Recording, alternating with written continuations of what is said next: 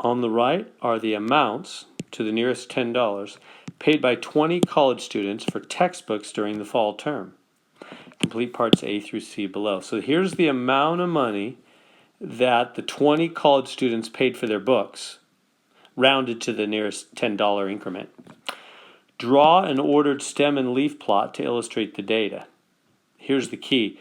Line 3 represents $230, right? So the 2 in the front represents 200 and the 3 represents 30. So that's how you would say $230.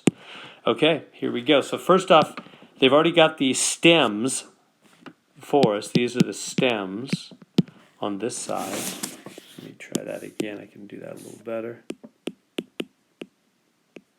There we go. So there's the stems on that side. And now we need to do the leaves on the other. So first off, how many in the 200s? 210. Let me write that down. 210, 230, 240, 250, 280,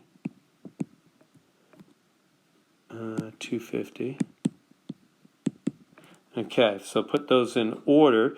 We need to put them in order. So the 210 comes first, then the 230. They're almost in order, huh? Then the 240, then the 250s, then the 280. So all right, so that would be 21 followed by 3, 4, 3, 4, 5, 5, 8, 5, 5, 8. There we go. All right, next we'll do the 30s. How many in the 30s? Or the 300s, I mean. So 310, 330, 350, 380, and another 380. So those are already in order. So I'll go 310, 330, 350, 380, 380. There we go. Okay, so next, the 400s. How many students spent in the 400s for their books? 440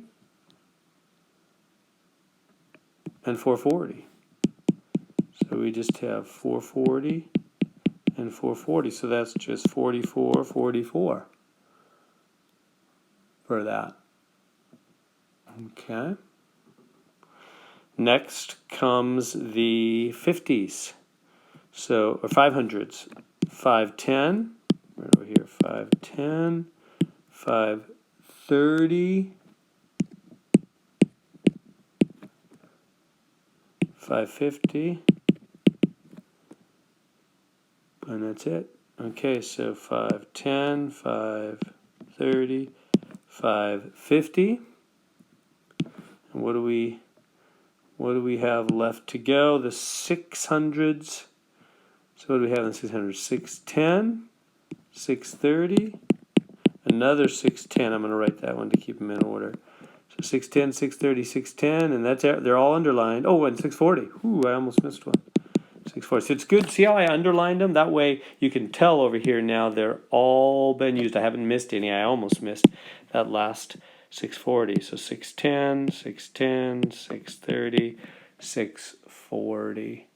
There we go. Now, so that's the stem and leaf plot. So we took this data of how much students spent on their books in the fall semester and we turned it into stem and leaf plot. Now, construct a grouped frequency table for the data, starting the first class at 200 with intervals of 100. So how many were between 200 and 299? Well, that's easy. Just count them. 1, 2, 3, 4, 5, 6. 6. That's the frequency there. How many in the 300 zone? 1, 2, 3, 4, 5. How many in the 400s? 1, 2. How many in the 500s? 1, 2, 3. How many in the 600s? 4. So there we go. That's pretty easy to do. And now they say, now draw a histogram. I'm going to turn this into which is a bar graph where the bars touch.